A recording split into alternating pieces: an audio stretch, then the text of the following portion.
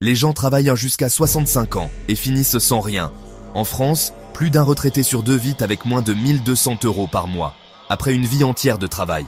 Dans cette vidéo, tu vas découvrir pourquoi le système t'épuise pendant 40 ans, pour te laisser avec presque rien. Et ce que tu vas comprendre à la fin, c'est que ce vol n'est pas un accident. C'est un plan. Un plan que tu peux encore briser. Le mensonge de la retraite. On t'a répété toute ta vie que la liberté viendrait à 65 ans. Mais personne n'ose te dire la vérité. À 65 ans, il est déjà trop tard. Imagine, tu as donné 40 années de ton existence à des réveils sans joie, à des semaines rythmées par le lundi que tu redoutes et le vendredi que tu attends comme une délivrance. Chaque mois, ton énergie est échangée contre un salaire que tu dépenses aussitôt dans des factures, un loyer, des crédits. Et tout cela avec une promesse. Un jour, tu pourras enfin te reposer. Un jour, ce sera ton tour de vivre. Mais quand ce jour arrive, que reste-t-il de toi? Ton corps fatigué par les années de labeur. Tes rêves relégués aux oubliettes. Ta liberté réduite à une pension qui dépasse rarement 1200 € par mois. Voilà la récompense après une vie entière de sacrifice. Survivre, pas vivre. Et le plus cruel, c'est que tu ne t'en rends même pas compte en avançant. Tu t'habitues. Tu fais la queue chaque matin dans les transports. Tu répètes les mêmes gestes au travail. Tu avales la routine comme on avale un somnifère. Et chaque jour, tu crois avancer. Alors qu'en réalité, tu attends. Tu attends la retraite, tu attends la délivrance. Tu attends un futur qui ne viendra peut-être jamais. Mais si cette illusion est si solide, ce n'est pas seulement à cause du système qui te l'impose. C'est parce qu'au fond de toi, ton propre esprit coopère avec le piège. Et c'est ce que tu dois comprendre maintenant.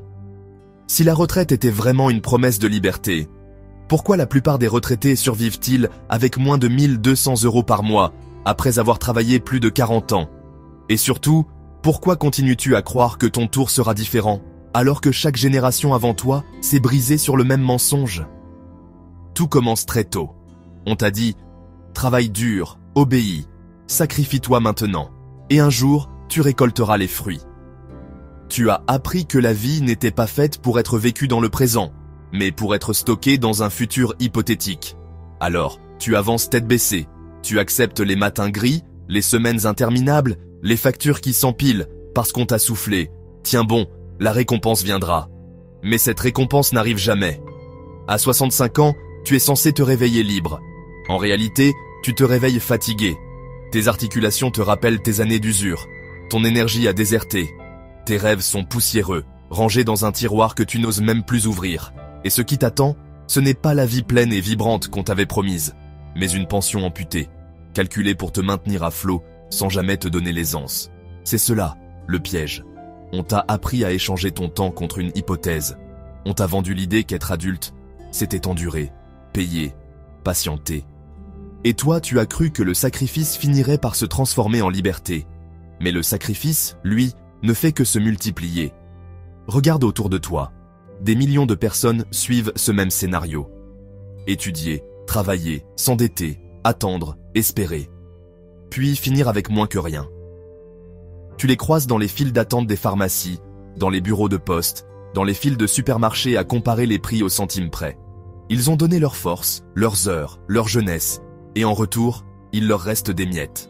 Leur horizon n'est plus fait de voyages ou de passion, mais de rendez-vous médicaux et de calculs d'allocation. Voilà où mène la croyance aveugle au futur, à une vie échangée contre une survie tardive. Alors pose-toi la seule question qui compte. Pourquoi ce scénario se répète-t-il sans fin? Pourquoi chaque génération rejoue la même pièce, en croyant qu'elle connaîtra une issue différente? Dans la suite, tu vas voir la mécanique précise qui transforme ton temps en illusion et qui fait de toi le complice involontaire de ton propre enfermement. Le vrai piège n'est pas la vieillesse, ni même la pension trop faible. Le vrai piège, c'est l'architecture du plus tard. Un calendrier social gravé en toi qui te fait troquer ton aujourd'hui contre une promesse ajournée. On l'appelle carrière, mérite, stabilité. En réalité, c'est un protocole d'endormissement qui t'apprend à différer la joie, à sacrifier la santé, à remettre la liberté à une date anniversaire qui n'existe pas. Souviens-toi de ton premier contrat.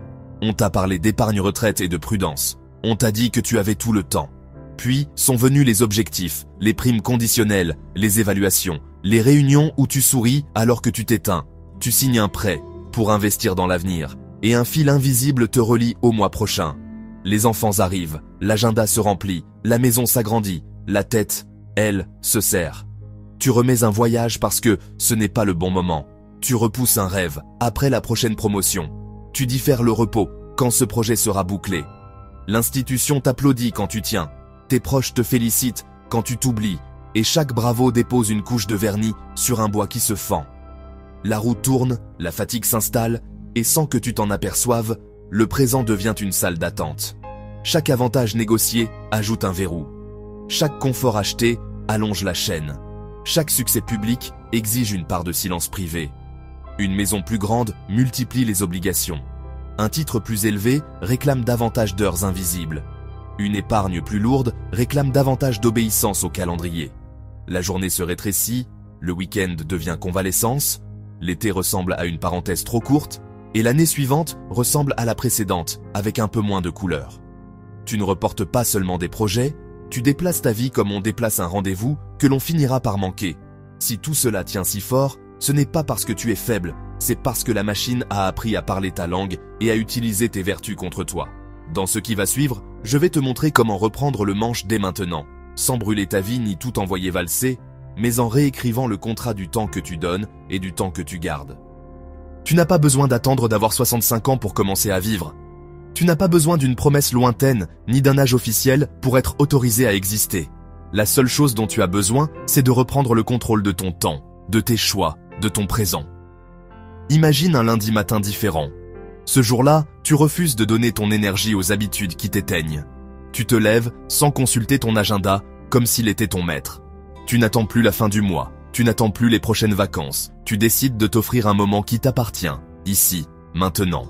Cela peut sembler minuscule, dire non à une réunion inutile, refuser un achat dont tu n'as pas besoin, marcher dehors sans but précis, juste pour respirer. Mais ce minuscule choix devient un acte de rébellion silencieuse, parce qu'à cet instant, tu refuses de vendre 1 heure de ta vie contre une hypothèse. Petit à petit, tu instaures de nouveaux rituels. Tu comptes non plus en billets, mais en heures de liberté. Tu regardes un prix, et tu te demandes combien de jours de ma vie cela coûte-t-il ? 90 €. Est-ce vraiment 4 heures de travail volées à mes enfants, à mes passions, à ma santé ? Tu commences à mesurer la valeur non plus en argent, mais en temps, et soudain, chaque décision prend un autre poids.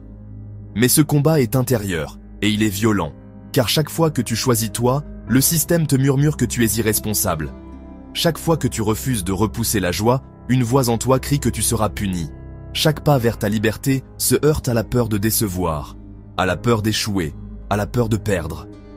Tu devras tenir face aux regards qui t'accusent de folie, face aux proches qui répètent « sois raisonnable », face à la tentation du confort immédiat qui t'enchaîne encore plus fort. Tu sentiras ce vertige, cette impression de marcher sans filet, parce que vivre maintenant, c'est couper les cordes invisibles qui te retenaient au sol depuis toujours. Et c'est là que tu comprends que ce combat dépasse tes finances ou ton emploi du temps.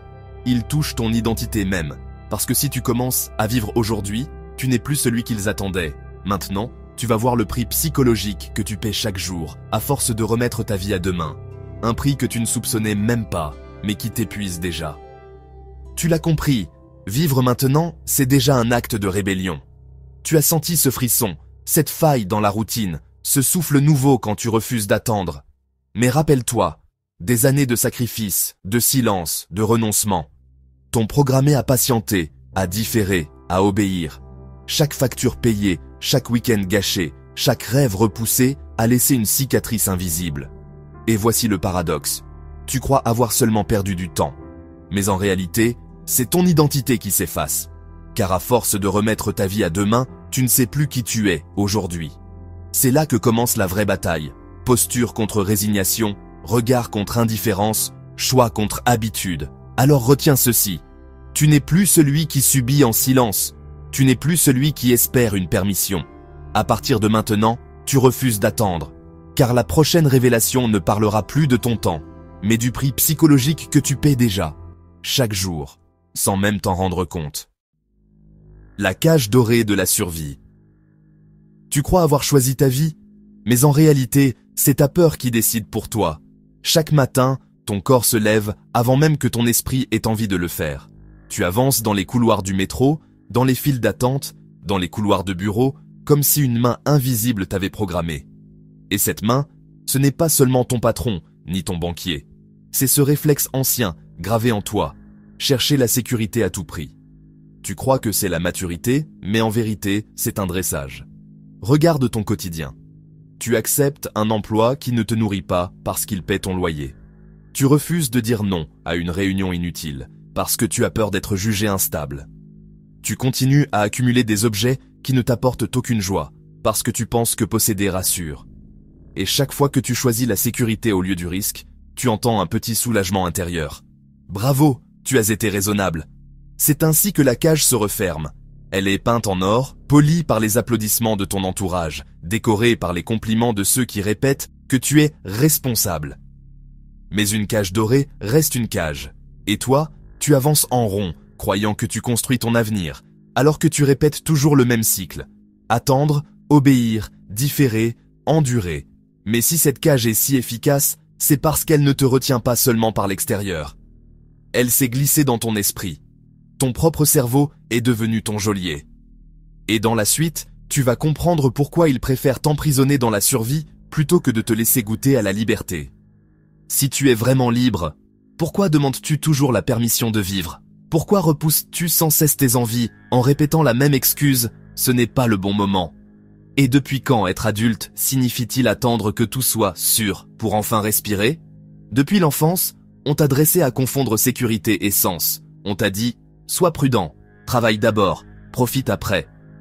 Tu as grandi avec cette idée que différer tes plaisirs, c'était un signe de maturité. Alors tu as appris à t'asseoir sur tes désirs immédiats, reporter un voyage, repousser un projet, avaler ta colère au travail, sourire quand tu avais envie de crier. Ton cerveau s'est habitué à faire taire ce qui brûlait en toi. Avec le temps, cette habitude est devenue ton pilote automatique. Tu ne t'autorises plus à décider par envie, mais par permission. Tu veux changer d'emploi? La petite voix chuchote. Attends d'avoir économisé davantage. Tu veux t'offrir une semaine de repos? La voix répond. Pas maintenant, il faut d'abord assurer. Tu veux dire non à une contrainte inutile? Elle te rappelle que tu as des responsabilités. Et tu finis par appeler cela sagesse, alors que ce n'est que la peur déguisée en vertu. À force, tu ne vis plus, tu gères. Tu gères ton temps, tu gères ton argent, tu gères ton image, tu gères tes émotions. Et ce mot, gérer, devient ton identité. Mais gérer, ce n'est pas vivre. Regarde bien, chaque décision que tu prends par peur du manque, chaque silence que tu gardes pour éviter le conflit, chaque projet que tu repousses à demain, c'est une partie de toi que tu ranges dans un tiroir fermé à clé. Et ce tiroir, c'est ton âme qui s'y enferme. Tu crois protéger ta vie, mais tu n'en protèges que l'ombre. Tu crois gagner en sécurité, mais tu perds en intensité. Et un jour, tu te surprends à penser « Est-ce que c'est ça toute ma vie ?» Non pas parce que tu n'as rien, mais parce que tu n'es plus rien.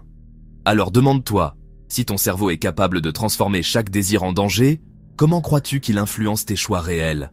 Dans la suite, tu vas voir comment ce conditionnement s'infiltre dans tes gestes les plus banals, au travail, dans tes relations, dans tes achats, et comment il fait de ton quotidien une répétition programmée, où même ton silence devient obéissance.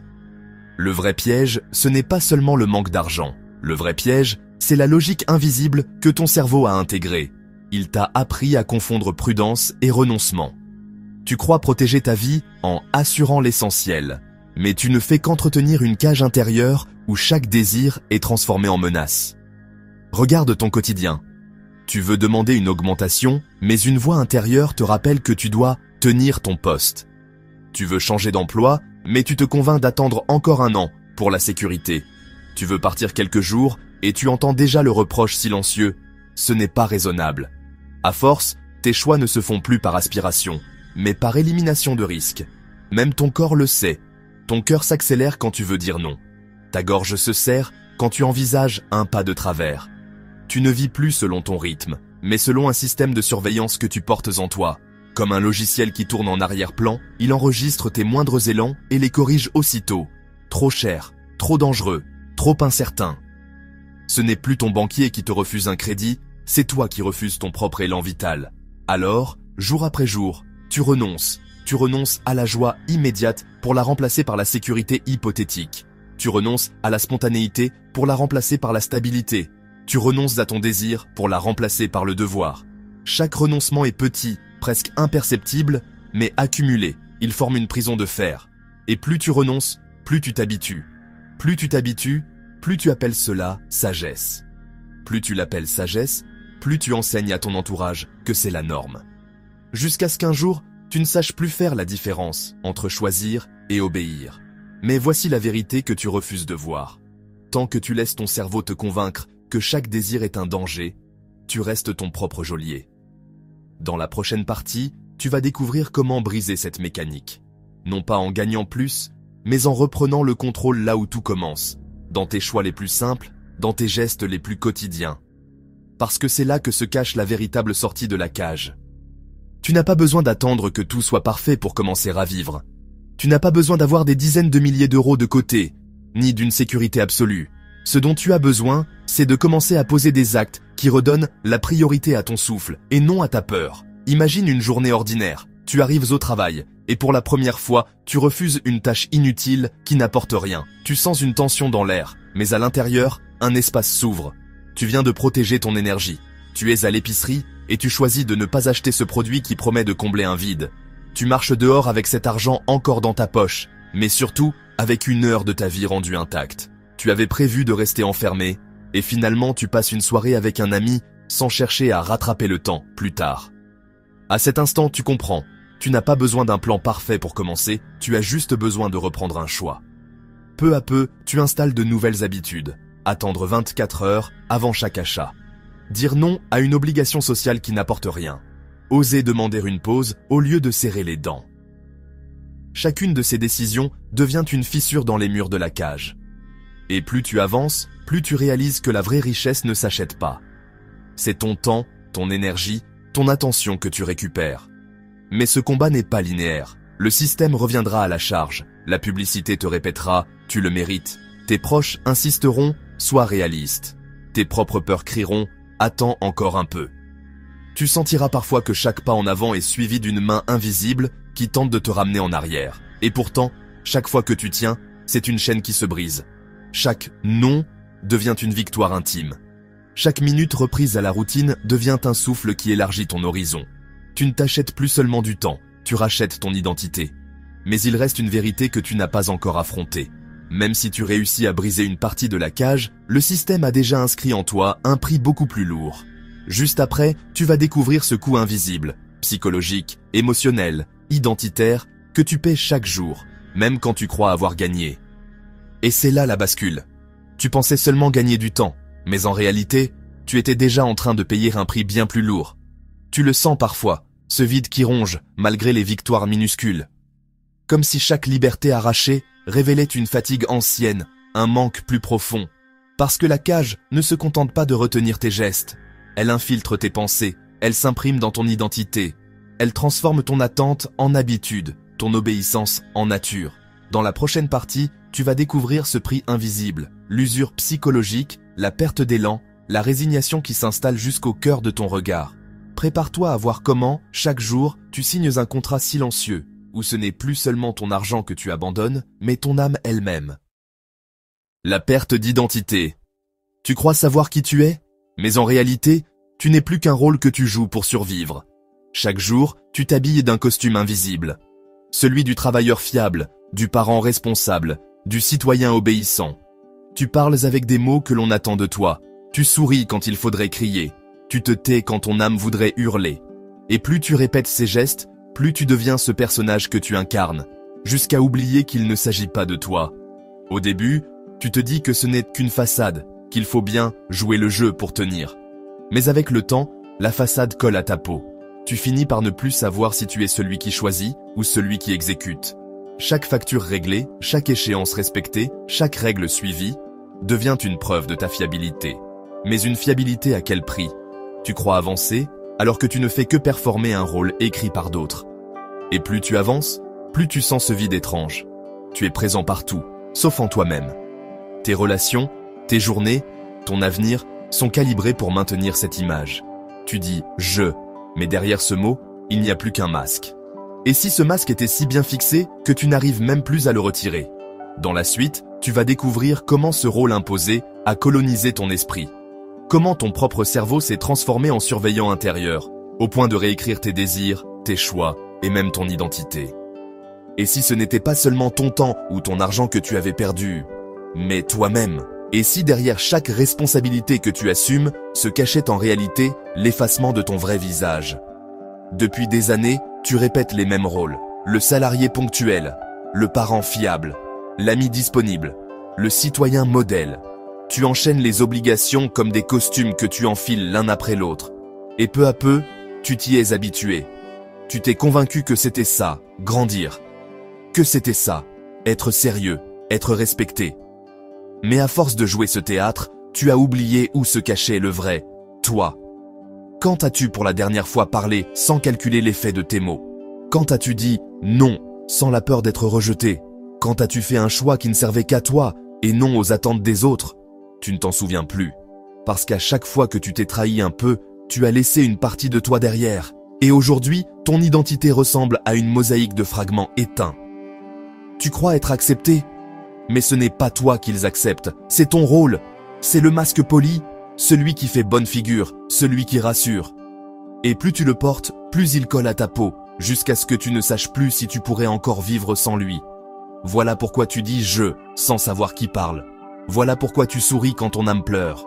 Voilà pourquoi tu continues d'avancer alors que tu es déjà épuisé. Ce n'est pas parce que tu as choisi cette vie, mais parce que tu as cessé de choisir. Et plus tu continues, plus ton silence devient ton identité, plus ton obéissance devient ton nom, plus ton absence devient ton histoire. Un jour tu te regardes dans le miroir, et ce que tu vois, ce n'est plus un être vivant, mais un personnage vide. Tu existes biologiquement, tu fonctionnes socialement, mais ton moi profond est en hibernation, anesthésié par des années de conformité. Et la question qui te hante, la plus brutale, surgit enfin. Qui es-tu quand tu arrêtes de jouer ton rôle? Et c'est là que réside le piège le plus sournois. Ton identité, façonnée par des décennies d'attentes et de rôles imposés, est devenue une prison intérieure. Dans la suite, tu vas voir comment ce masque ne se contente pas de te cacher. Il réécrit ton quotidien, tes relations, tes désirs. Il dicte déjà ce que tu crois aimer et ce que tu n'oses plus être. Le véritable piège, ce n'est pas seulement le travail, ni les factures, ni les dettes. Le véritable piège, c'est ce qu'il sculpte à l'intérieur de toi. Une identité fabriquée, façonnée pour servir, calibrée pour obéir. Tu crois être toi-même, mais en réalité, tu n'es que le reflet des attentes, une construction sociale qui t'a appris à te définir par ce que tu fournis, non par ce que tu es. Regarde ton quotidien. Tu arrives au bureau à l'heure, tu souris quand on te le demande, tu acceptes des tâches qui t'épuisent. Tout cela devient ta réputation, fiable, sérieux, responsable. Mais derrière ces étiquettes, que reste-t-il de toi?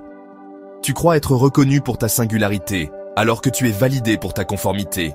Chaque effort fourni, chaque sacrifice répété, chaque heure donnée sans retour, devient une preuve que tu as bien intégré le rôle qu'on attend de toi. Tu crois construire ton avenir, mais en vérité, tu renforces une image qui parle à ta place. Tes proches disent « il est stable », elle est prudente. Ton patron pense « il est utile ». Et peu à peu, tu finis par répéter leurs jugements comme s'ils étaient ton identité. Tu ne vis plus pour toi. Tu performes un personnage pour rester accepté. Alors, tu dis « oui » quand tu voudrais dire « non ». Tu continues un job que tu détestes parce qu'on t'a dit que c'était raisonnable. Tu restes dans une relation qui t'étouffe parce qu'il ne faudrait pas tout gâcher. Tu achètes des objets qui ne t'apportent rien, juste pour prouver que tu fais partie du jeu. Chaque fois que tu t'effaces, tu renforces ce masque. Chaque fois que tu renonces, tu sculptes toi-même la cage qui t'emprisonne. Et c'est là que le piège devient brutal. Tu crois avoir des choix, mais en réalité, tu n'as plus qu'un scénario déjà écrit. Un scénario où ton nom importe moins que ton rôle. Un scénario où tu n'existes qu'à travers ce que tu rapportes. Et si tu penses encore que ce rôle est neutre, attends de voir comment il te contrôle chaque jour.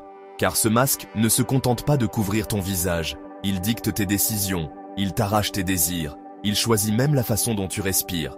Dans la suite, tu vas découvrir comment tu peux commencer à fissurer cette identité imposée et reprendre enfin ce qui t'appartient. On t'a appris à te définir par tes rôles. Employé modèle, payeur fiable, adulte raisonnable. Alors on va commencer par un geste simple et clair. Tu retires le costume. Pas demain, maintenant. Tu écris, noir sur blanc, la phrase qui te gouvernera pendant les prochains 30 jours. Je ne vaux pas ce que je fournis. Je vaux ce que je choisis. Puis tu poses 3 ancrages concrets dans ton quotidien. D'abord, un protocole de limite non négociable. Heure de faim, temps de repos, moments sans écran, marqués dans l'agenda comme des rendez-vous sacrés. Ensuite, un langage de souveraineté. Tu bannis les « je dois » et tu les remplaces par « je choisis » ou « je refuse ». Enfin, un compte liberté.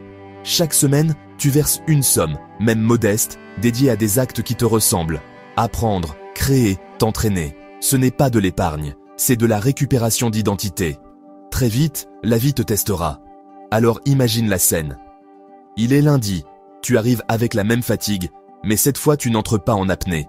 Tu as fixé ton heure de sortie et tu la traites comme une réunion avec toi-même.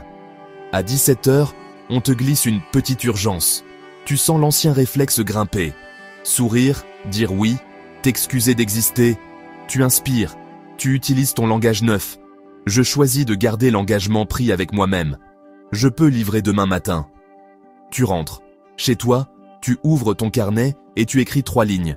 Ce que tu as protégé, ce que tu as ressenti, ce que tu comptes nourrir demain. Ce carnet devient ton dossier de preuves internes. Personne n'a besoin de l'approuver. C'est ta voix qui s'affermit. Le lendemain, tu ajustes l'environnement qui te conditionnait sans bruit. Tu désactives les notifications qui te dressaient au quart de tour. Tu passes tes dépenses au filtre identitaire. Est-ce que cet achat m'agrandit ou m'anesthésie? Quand la tentation surgit, tu pratiques la règle des 24 heures. Tu diffères, tu observes le manque retomber, tu choisis lucidement. Et quand tu dépenses, tu le fais volontairement pour ce qui te construit. Tu cesses d'acheter des images et tu recommences à financer des capacités. Au travail, tu remplaces la complaisance par la clarté. Tu annonces tes créneaux de disponibilité, tu refuses poliment les faux délais, tu proposes des alternatives écrites. Tu ne rends pas service, tu rends lisibles tes priorités. À la maison, tu sanctuarises un rituel de silence. 1 quart d'heure par jour pour écouter ce qui reste quand tu n'essaies plus de plaire. C'est là que tu entends revenir ton vrai projet, celui que tu étouffais pour paraître stable. Mais la bataille n'est pas extérieure, elle est intérieure. Tu vas sentir la panique de l'ancien toi te tirer par la manche. Et s'ils m'en veulent? Et si je perds ma place? Et si je passe pour difficile? Tu vas trembler la première fois que tu partes à l'heure. Tu vas rougir la première fois que tu dises non sans roman justificatif. Tu vas douter quand tu verseras les premiers euros sur ton compte liberté pendant que la machine t'explique que ce n'est pas raisonnable. Résiste. Chaque refus conscient dessert une chaîne invisible. Chaque dépense choisie répare un morceau de dignité. Chaque minute rendue à ton souffle prouve que tu n'es plus une étiquette, mais une personne. Et tu vas découvrir un phénomène déroutant. Plus tu tiens tes limites, plus ton travail redevient précis, plus ton regard s'éclaircit. Tu n'applaudis plus les urgences inventées. Tu distingues ce qui te sert de ce qui t'épuise. Tu remplaces les longues heures floues par des blocs courts, profonds, intouchables. Tu n'attends plus qu'on célèbre ta docilité. Tu célèbres ta cohérence. Et c'est là que la métamorphose commence. Pas dans un grand soir, mais dans des micro-actes qui s'additionnent. Un nom ferme, un départ à l'heure, une dépense orientée vers la croissance, une soirée sans justification. Et c'est ici que tout bascule. Tu sens ton axe revenir. Mais tu perçois aussi la résistance du système. Comme si chaque limite posée révélait une vérité qu'on t'avait cachée. La voilà. Ce n'est pas ta paresse le problème, c'est la mécanique qui a besoin de ton épuisement. Quand tu retires ton masque, elle grince. Jusqu'ici, tu as vu que la sécurité vendue pendant 40 ans te draine et te laisse presque à vide. Tu as compris que la survie moderne, dette, prélèvement, abonnement, score, est une cage dorée qui avale ton temps et ton souffle. Tu as pris conscience que ce programme pénètre plus profond. Il modèle ta docilité, il rétrécit ton identité. Mais ce que tu viens de découvrir, ce n'est que 20% du chemin. Si tu t'arrêtes maintenant, tu vas continuer à courir pour payer, à confondre prudence et renoncement, à remettre ta vie, à plus tard, jusqu'à l'épuisement. Sans la pièce suivante, tu risques de reproduire les mêmes erreurs, juste avec de plus jolis mots. Il te manque la charnière, le mécanisme qui explique pourquoi ton envie de travailler s'effondre, comment la culture du « sois sage, dise oui » te dresse à l'obéissance, et surtout, par où tu peux reprendre l'initiative sans tout brûler. Dans la vidéo qui va s'afficher à l'écran, tu vas découvrir le cœur du piège et la méthode concrète pour reprendre le contrôle de ton temps, de ton énergie et de ton argent, là où le système compte que tu restes docile. Sans ça, tu risques de rejouer le même moi encore et encore. Je te le dis, Si j'avais su ça il y a 10 ans, j'aurais gagné des années de liberté. Clique sur cette vidéo maintenant pour éviter de commettre les mêmes erreurs encore une fois. Attends de découvrir la suite, avant de prononcer un nouveau « oui » qui te coûtera une année de plus.